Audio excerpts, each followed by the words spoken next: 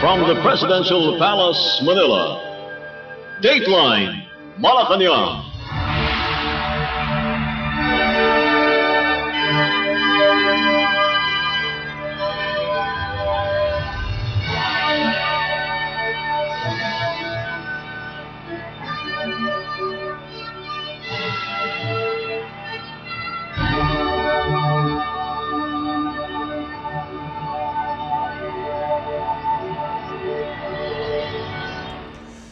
Good day.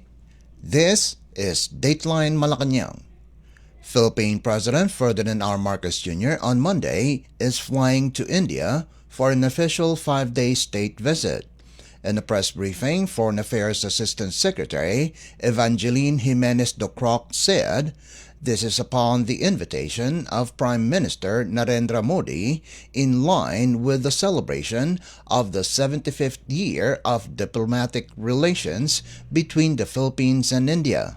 Jimenez Docroc said, "The President's visit aims to strengthen people-to-people cooperation and cooperation between the two nations in the field of security, economy, science, and technology."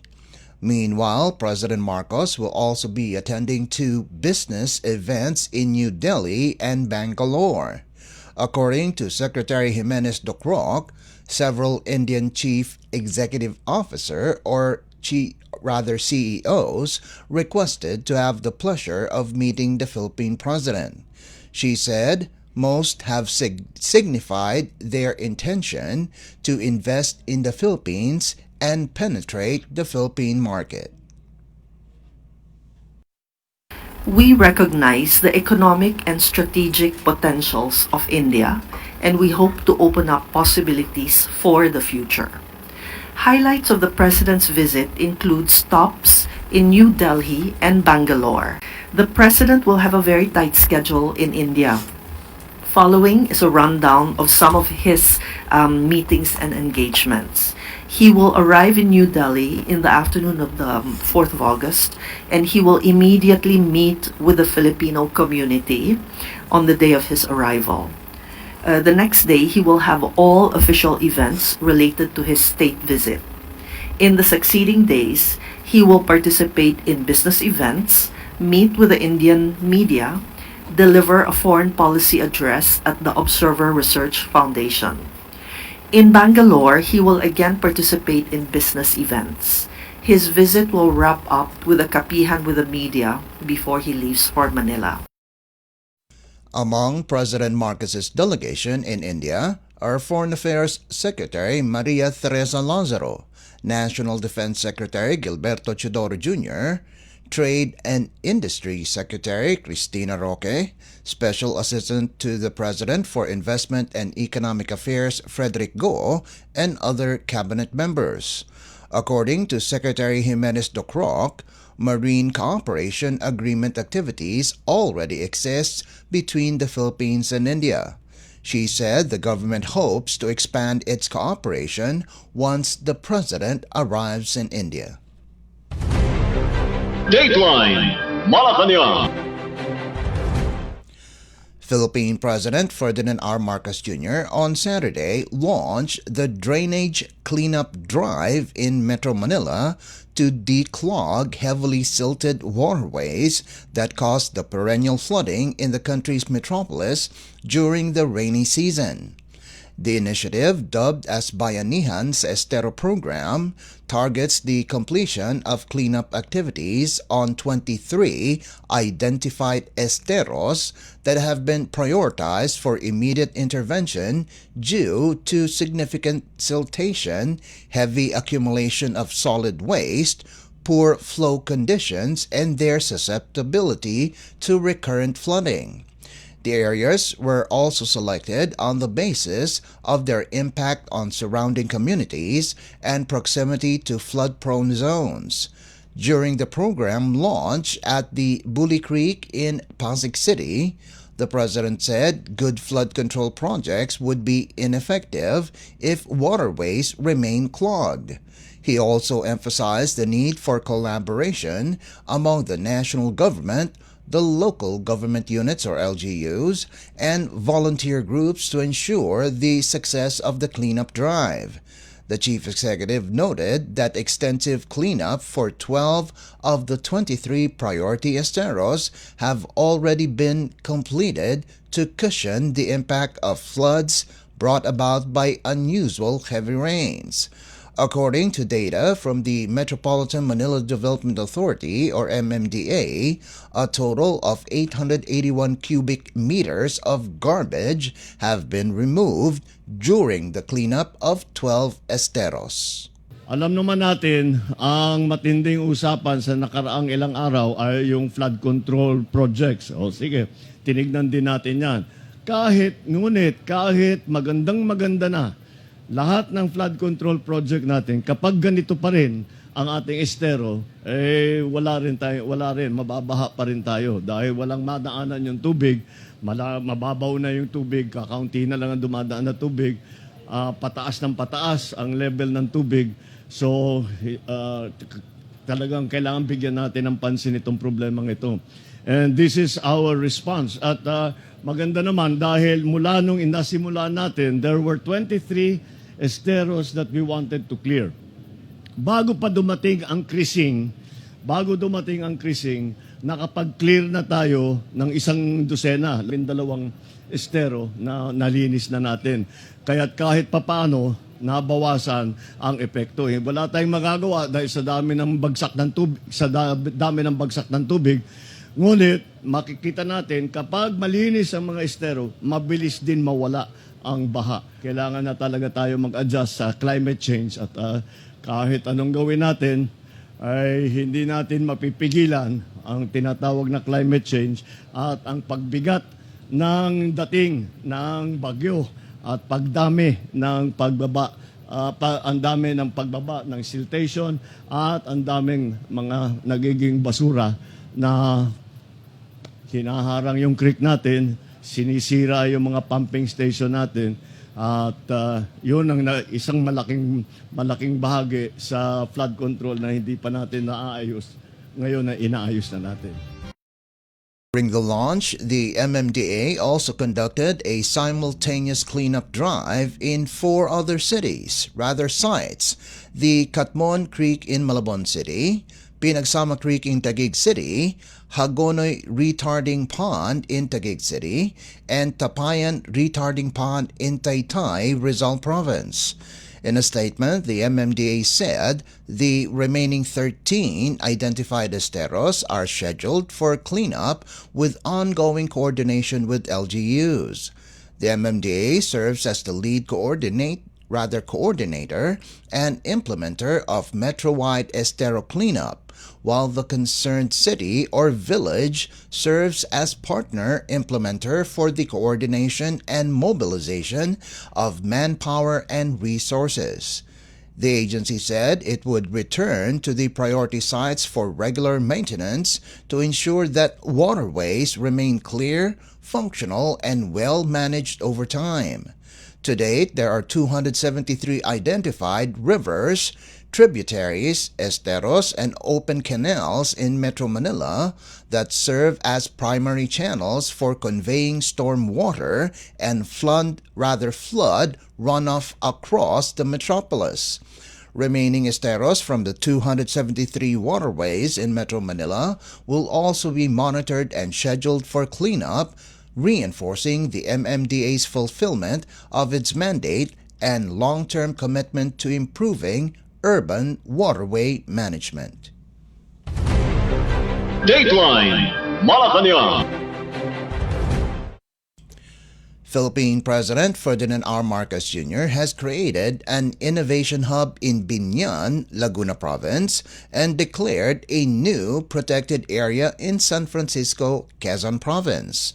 The President signed Proclamation number 985 on July 30th, designating the parcel of land with an aggregate area of 50,000 square meters at the De La Salle University Science and Technology Complex Leandro Locsin Campus in Binyan, Laguna as a Knowledge, Innovation, Science and Technology Ecozone.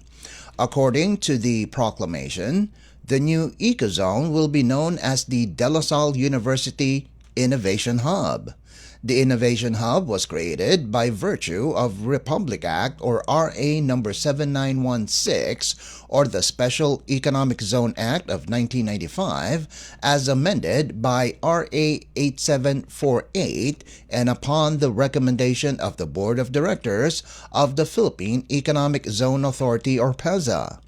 RA 7916, signed into law on February 24, 1995, aims to encourage economic growth through the development of special economic zones called ecozones. Special economic zones are defined in the law as selected areas with highly developed or which have the potential to be developed into agro-industrial, industrial tourist or recreational, commercial banking, investment, and financial centers. Under RA 12229, inked by President Marcos on July 23rd, a 29.6 hectare land in San Francisco, Quezon is declared protected landscape in recognition of the richness of biological resources that are native and distinct to the Mulanay Watershed Forest Reserve, as well as their aesthetic and ecological importance. The protected area will be known as the San Francisco Protected Landscape or SFPL and fall under the classification of National Park. The law creates a Protected Area Management Board or PAMB chaired by the Department of Environment and Natural Resources or DENR to oversee and manage the SFPL. A Protected Management Office is also established to supervise the day-to-day management, protection, and administration of the SFPL. A trust fund is also established for purposes of financing projects to sustain the operations of the SFPL. The PAMB will retain 75% of all revenues raised, which will be deposited to the Protected Area Retained Income Account in any authorized government depository bank within the locality. The remaining 25% of revenues will be deposited as a special account in the General Fund of the National Treasury. The fund may be augmented by grants, donations, and endowment from domestic or foreign sources. Dateline Malacañang.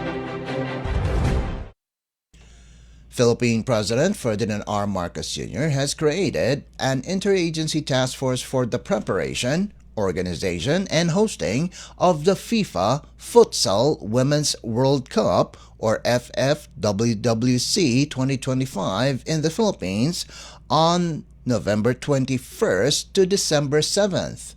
Under Administrative Order or AO35, inked by the President on July 30th and made public on Friday, the task force will be chaired by the Philippine Sports Commission or PSC and vice-chaired by the Department of the Interior and Local Government or DILG.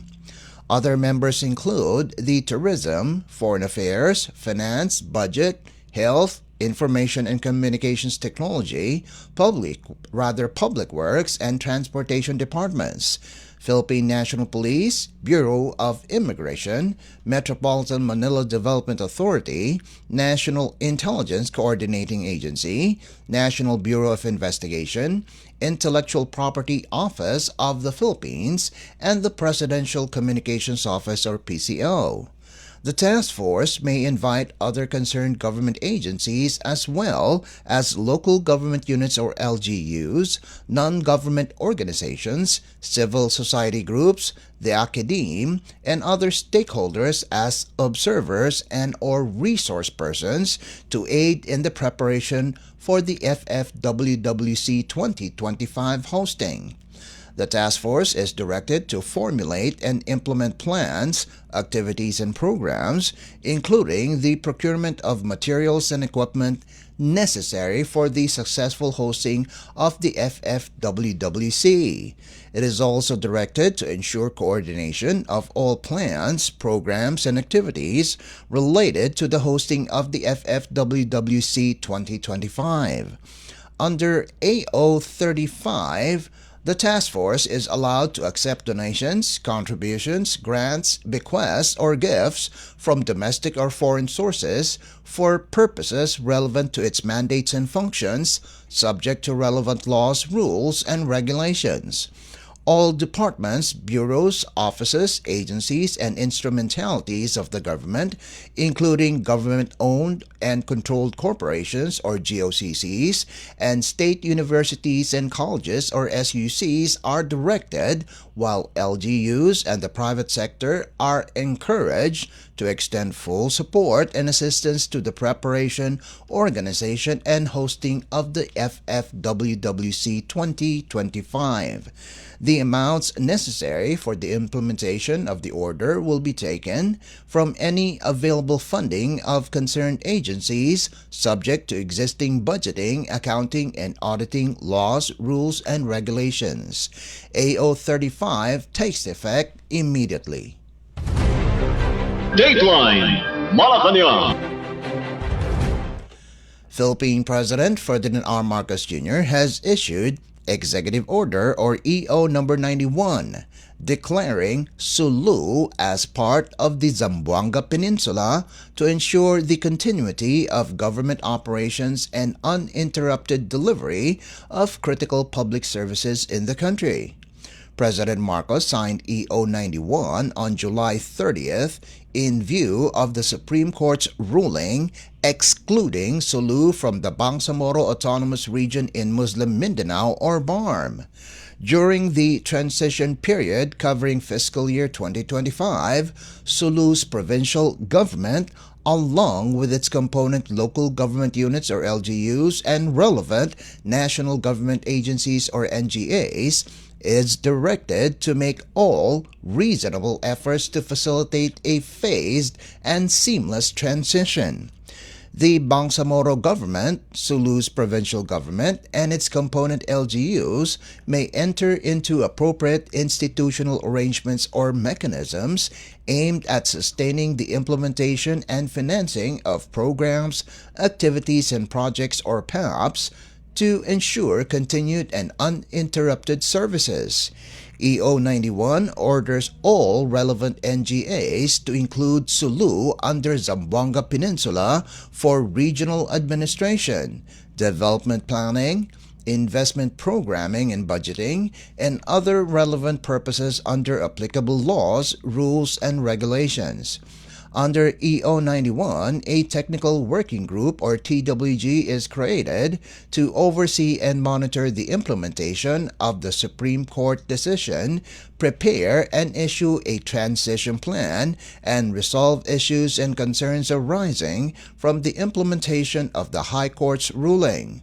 The TWG will be chaired by the Budget Secretary, co-chaired by the Minister of Ministry of the Interior and Local Government, and vice-chaired by Local Government Secretary. Members include the Sulu Governor and representatives of the NGAs and the Bangsamoro government. The TWG is instructed to submit to the Office of the President through the Office of the Executive Secretary an annual report on the implementation of the order.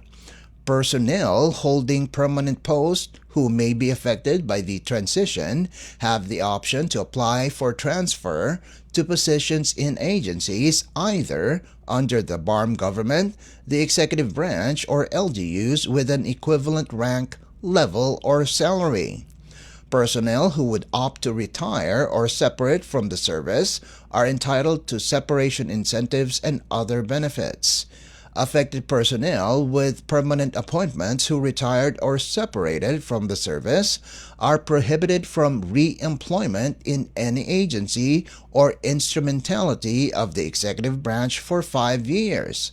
The employment ban does not cover other branches of the government or local governments.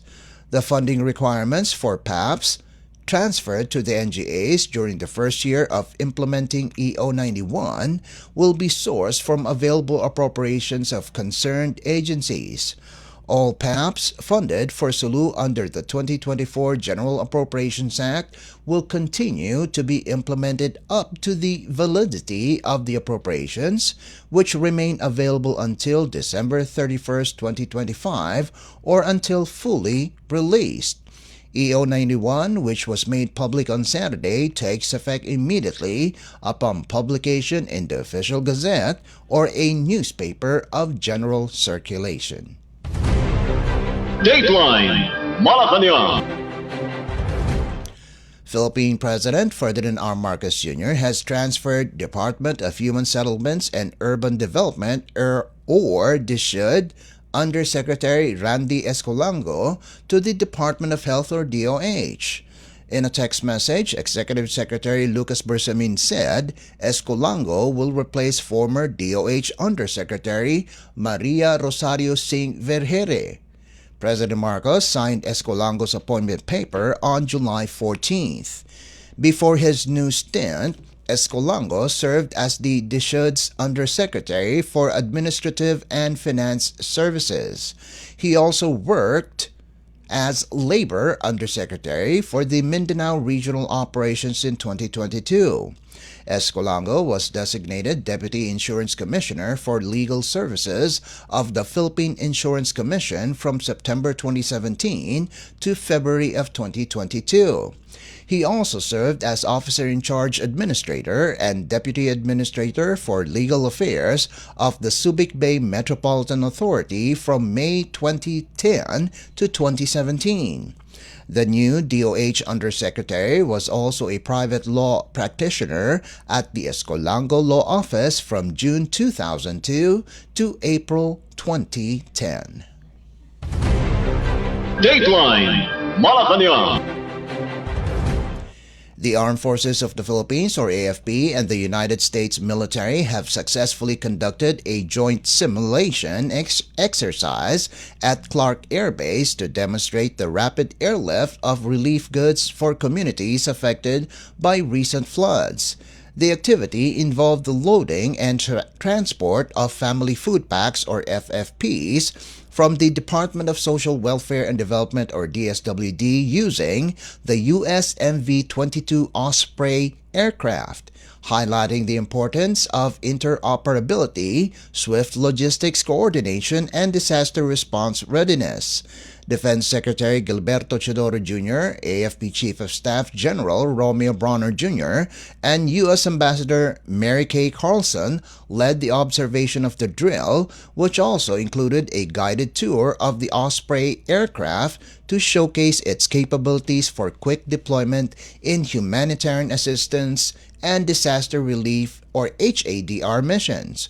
Carlson reaffirmed support from the United States Indo-Pacific Command, or US Indo-PACOM, which has been assisting the AFP in delivering aid to areas impacted by successive monsoons. To date, 4,800 DSWD food packs have been transported and pre-positioned, including deliveries to remote areas such as the Batanes Islands. Chodoro underscored the shared values anchoring the Philippine-U.S. alliance. The joint drill forms part of continuing efforts to enhance HADR operations between the two countries under their long-standing security and humanitarian partnership. Dateline Malacañang. Before we conclude our program, Radyo Pilipinas World Service of the Presidential Broadcast Service is now live on audio streaming. Just download eVox PBS Receiver on your Google Play Store or the App Store from your Apple phone. You can also visit our Facebook page and YouTube channel. Just type in and search for Radyo Pilipinas World Service. Kindly subscribe, like, and share our posts as well. And that concludes this edition of Dateline Malacañang. For Radyo Pilipinas World Service, this is Leo Magpayo. Good day and stay safe. From the Presidential Palace, Manila, Dateline Malacañang.